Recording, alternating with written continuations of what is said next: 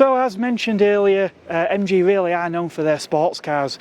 Roger's got this lovely MG here now. This is MG Midget. Yep, 1972. Yeah, Midget. So these do look a lot like an MGB, but they're a lot smaller and lighter, aren't they? A lot smaller and lighter. Yeah. 1275 is it in these? It was 1275. This is 1330. Oh right, okay. It's a plaything.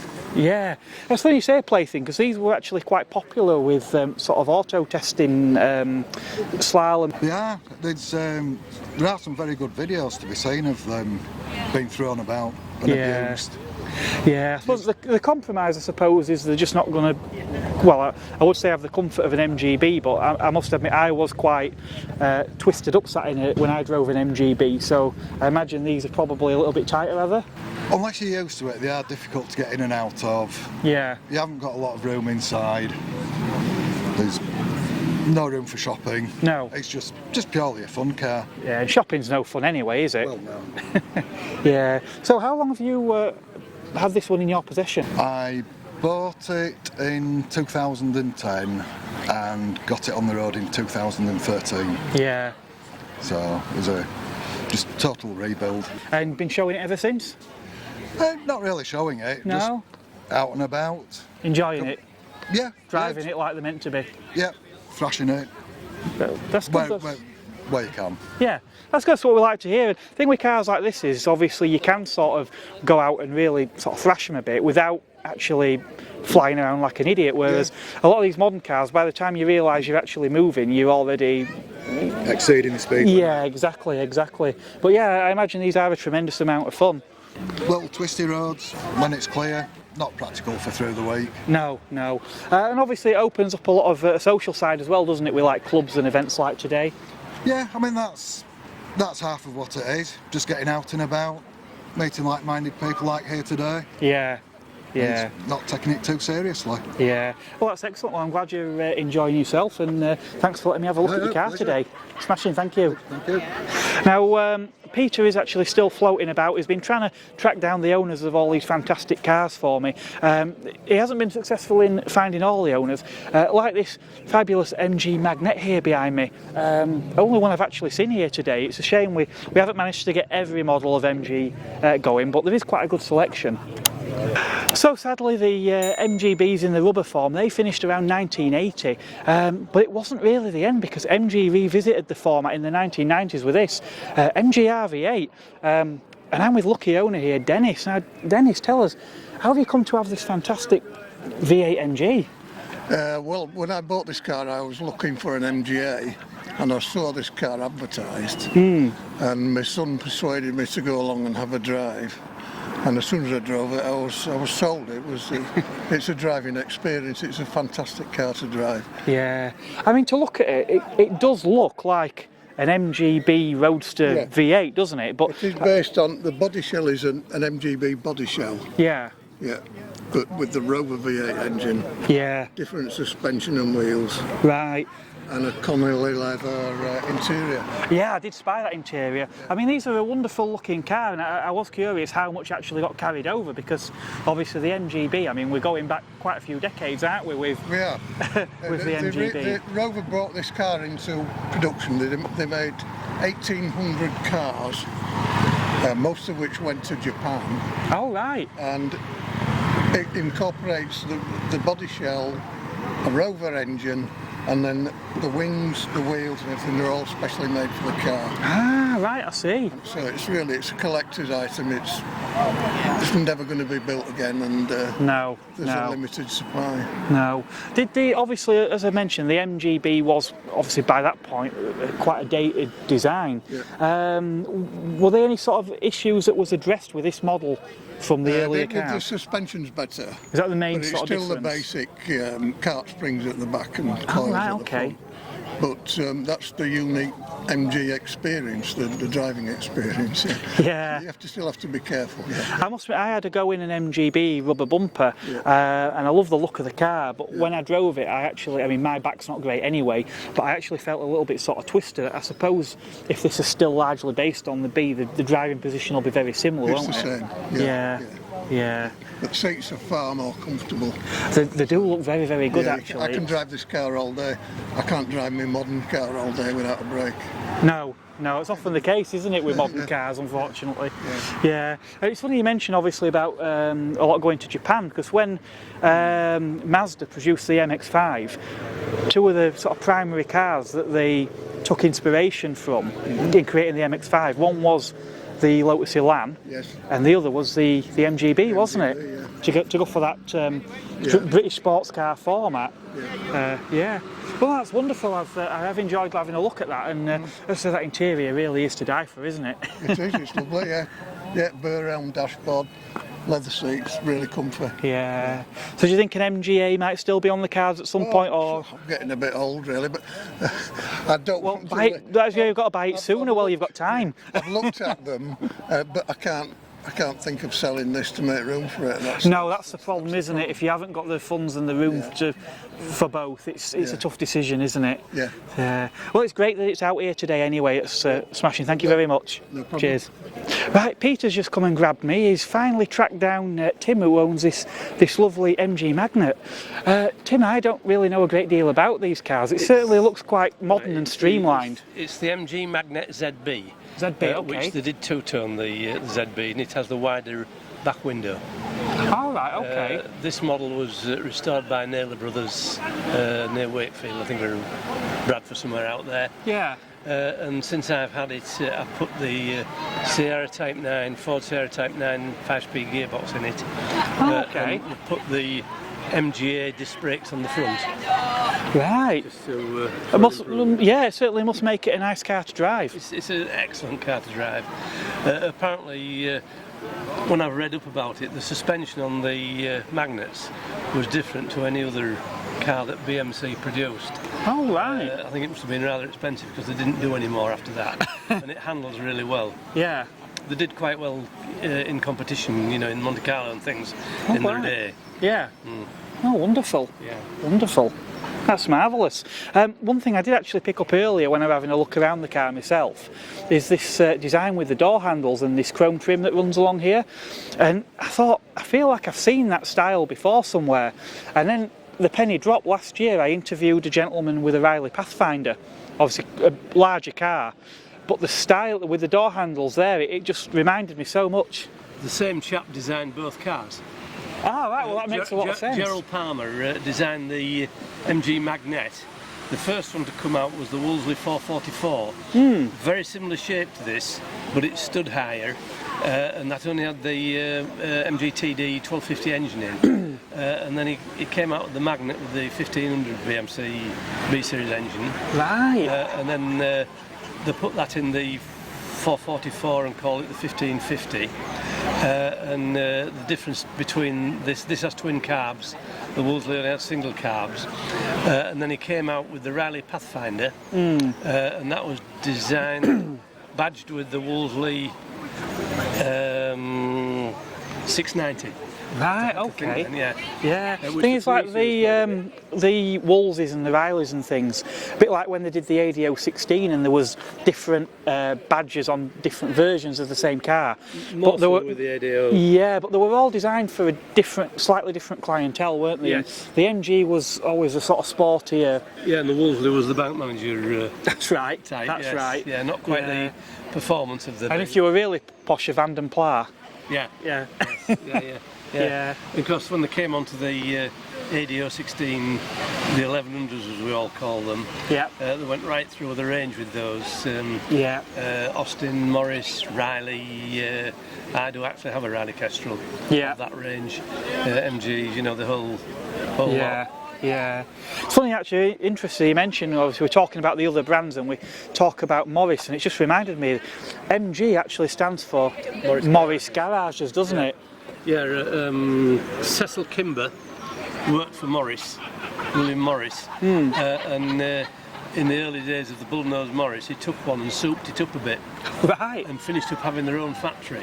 Yeah. And MG after Morris Garages. So from small acorns, we got a whole new brand of car. Yes. Yeah. Wonderful. And then they amalgamated with Austin, in round about 52-3, Yeah. which became BMC, British Motor Corporation. Yeah, and then the slippery slide into British Leyland, and Absolutely. we all know what happened from there on. Yeah. Yeah.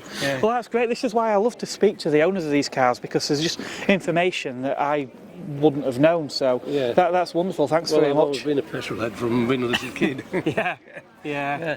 But yeah, no, we definitely need to preserve all this knowledge, don't we? You don't see many magnets about because obviously corrosion in those days, and also when they weren't worth very much, the Banger races. Banger races, yeah. Well, it happened with a lot, didn't it? Rover P5s, and it's just sacrilege. I mean, to think now some of these wonderful cars that succumb to banger racing, but the problem is, to become a classic, most cars have to go through that. They have to become a cheap car, old car first, don't they? Yes. And it's surviving that point, isn't it? Right, yeah, that's wonderful. Well, that is marvellous. Thank you very, very much indeed. No problem. Come the 1990s, MG were looking to modernise and step things up a little bit, and their answer to that was this, the MGF. By this point, the engine had moved to a mid-mounted position. We've got that K-series engine in there, which I know did gain a bit of a reputation later on in its life, but was actually a cracking engine from the start. Now, this particular example here is owned by Gary. Gary, I don't think I've actually seen an MGF in this shade of green before. There are very few about, actually. Yeah, there's not many left. I mean, most shows I go to, this is the only one you see in this colour. Yeah, there wasn't many made. I think under 1,000. Right. And only made for a short period, just for a couple of years or so, you know. Yeah. Just at the, sort of near the end of production. Yeah. This is like a 2001. Okay. Yeah. So it's it's getting on for one of the last before the change to the TF. Yeah. So obviously these were a lot softer lines than the TFs. I know when the TFs came out, they did sort of look a bit more cutting edge and modern. But I think as history has gone on, I think I actually like the softer lines of the original. The original, yeah. Well, of course, I've got my own one, but I do prefer the F rather than the TF. And you get a softer ride with a hydraulic suspension on it. It really sits to the road and it never moves. It's a lovely soft ride on them. Yeah. I know obviously the MGs were actually quite popular with, dare I say, an older buyer when they were launched. Now I think part of the reason is obviously the MG brand, but another reason is that these cars you do sit a bit higher than say something like a Lotus, don't you? That's right. Yeah. And as I say, they are quite a comfortable car. So even though it's a mid-engine sports car, they actually make for quite a usable, practical daily car, don't they, as well? Right, yeah. And this one is a Steptronic. Okay. So again, there's not a lot of Steptronics in alumina green. I wasn't even aware they did one, to be honest. So yeah, I didn't go out to look for one. It was a friend of mine that had this. Yeah. He passed away. His wife couldn't bear to keep it, so I bought it from her. And it was Steptronic. I like it. Quite happy with it. Yeah. Because obviously it's got the levers on the steering wheel where you can work it manually. Yeah. Yeah. If you wanted to change up and down the gears manually, you can do that as well. Yeah. It's got the sports mode, so yeah. Yeah. With it, yeah. Again, I suppose. I mean, that would have catered towards, I know, like your American market, like automatics, and again, a lot of older buyers, particularly if you could no longer drive a manual. I suppose it keeps people in the cars, doesn't it? Well, that's right. Because the chap that had it, he was an older chap that had it. So I think that's why he went for the Steptronic. Yeah. It's not been any problem at all with anything really. Yeah. Just major servicing, because I've had it 10 years. Right. It's never been any problem. No. Right. No head gasket failures or anything with it. So. Well, that's the thing that the K-series were known for, isn't it? But I know later on, did they change to plastic dowels in the engines or something? And but originally the K-series was actually a really good advanced engine, wasn't it, for its time? Well, that's right. Yeah, but I mean, they've all been done now. All these head gaskets, but I mean, some of them more than others have been done 2 or 3 times. Yeah. Depends how you drive them and that as well. And there's good head gaskets and bad head gaskets. There's certain ones. I can't remember the name, but there's a particular brand that people do recommend, isn't there, on these ones? I mean, mine's was done before I got it, but I mean, in 10 years it's been fine. Never any overheating at all with it. No, nothing. And that's something else with a mid-engine car, because quite often you've got the radiators at the front and the engine at the back, and it can cause. It's certainly getting cars warmed up and things. That's right. I've got the stainless steel coolant pipes on it. They go right along the chassis front to back. Okay. Because the original ones are bad for rusting from the inside out, and then you just lose all your coolant. And then which probably doesn't help with the reputation for head gaskets, does it? No. So it's worth it for what the cost. It's worth it. So I noticed you've not got a local accent, Gary. Have you travelled far today with this? Well, I've only come from Harrogate, but from the Scottish borders originally. Yeah. So you've still come from the north today, just not as far north as. No, not quite. No, just half an hour. Yeah. So with mine's down this way. I think from 1970s onwards, everyone down here were either from Scotland or Durham or Newcastle anyway. So. Right. Oh, well, yeah. I've been down here nearly 30 years, so yeah. I've been down here just as long as I've been in Scotland. So after 30 years, you've just about picked up the lingo. Just about it. Just about. Yeah. I know a lot of the Yorkshire lingo now. Yeah. Yeah. Marvellous. Yeah. Well, it's great that you've fetched this one out today. As I say, I've never seen one this colour, so it's it's great. And who would have thought it doesn't seem that long ago they were new and now they're a classic car. That's what they are. Yeah. Yeah. But they're still like a good everyday car, as you say. You know. Yeah. Yeah. But I just use mine for just as a hobby. You know, just for nice weather, not, you know. I run it all year round, but as long as it's dry weather, you know, it's out in the winter. It's taxed. If you have a dry day, you can get it out. Yeah, but as long as there are no salts in the road and it's dry, I use it. Try and use it continually. Yeah. Rather than just have it sitting. It's better for them. I know when I get in my car, if it's been sat for a long period of time, it goes, but everything feels a bit stiff, and I think whereas when a car's used, they feel better for it, don't they? Not only that, you can get problems after if it's been sitting for months and months over the winter. Then you try and use it again, and things have been seizing up, and you can get problems, can't you? But I think it's better than just running constantly, you know. Yeah, if you can do.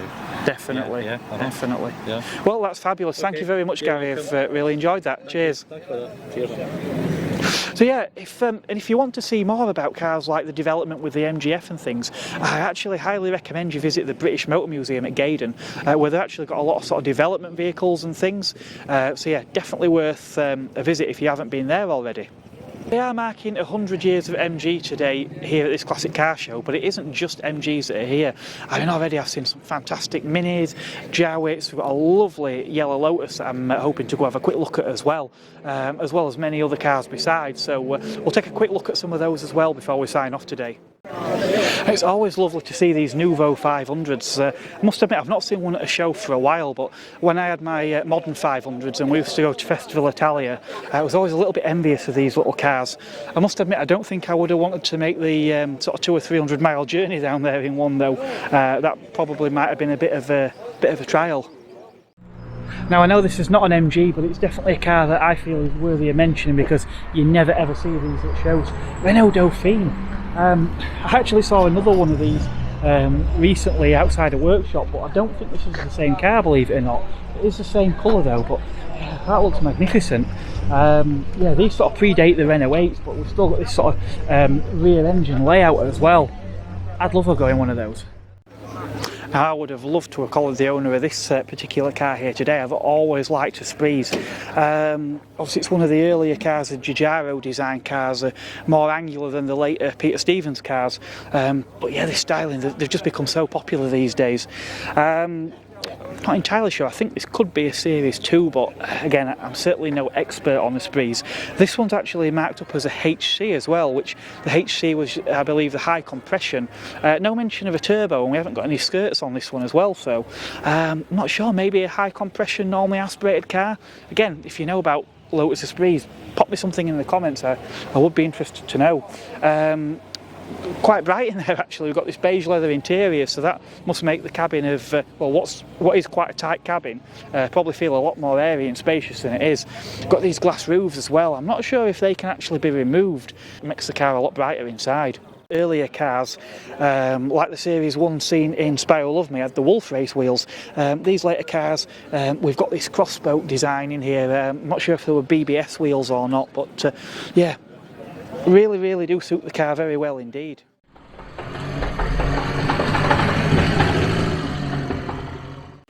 So I've got one last car that I want to have a look at here today at Tadcaster, which belongs to the event organiser, Jonathan. Hi Jonathan. Hiya, how are you doing? Great, thank you. It's been a fantastic event, hasn't it? Yeah, thanks. It's been a good turnout and we've enjoyed the weather in between the odd shower, but it's a really good event that we use for raising money for the Yorkshire Air Ambulance. Yeah, actually did one of the events last year that Air Ambulance were as well. It's a very worthy charity, isn't it? It certainly is, yeah. If you need them, you definitely want to invest in them. Yeah, definitely. That makes perfect sense.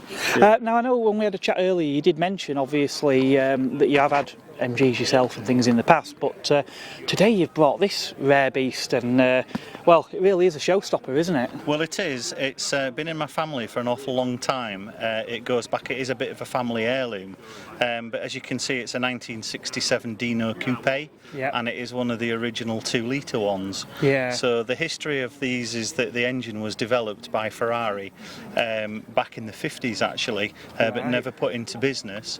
And then in 1967 they changed the rules for racing in Le Mans for the 24-hour, that the car had to be a 2-litre, but also you had to make 500 production cars, which was impossible for Ferrari to do anyway. Yep. So Ferrari with this model, this is actually number 210 Yep. of the first 500, and this one was actually assembled by Bertoni. Okay. So it's got the Ferrari running gear and everything that you can see in it, but the actual body shells were pressed by Fiat. Yeah. The rest was all assembled in the Bertoni factory. So it is quite unusual that it's one of the homologation cars, Yeah. and that's the story behind it all.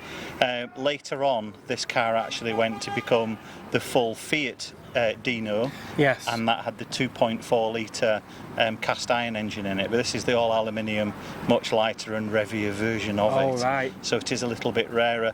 When this car was 50 years old, I took it out to Le Mans, to the 24-hour, to celebrate its 50th birthday. Yeah. Even the Fiat Dinos, I mean, even they're worth quite a lot of money, aren't they, these days? Yes, we don't tend to worry about its value. We just keep it in the garage because it's a family heirloom. So Yeah. every time people say that's a lovely car, it must be worth a fortune, you know, it probably could be worth a lot more than it is. Yeah. I think the relationship with Fiat probably, you know, Yeah. brought the value down. Well, I don't quite a think lot. it did them too much harm, did it? I mean, I know the mid-engine Ferrari Dinos, I mean, they're, again, Oh, yes. to say that that was supposed to be the baby Ferrari, the entry point, Yes. then they're priceless, aren't they? That's right. Well, it's interesting that the Dinos were actually never Ferraris anyway. I'm sure your viewers will know that. Yeah. But this was actually the very, very first car that was registered as a Dino.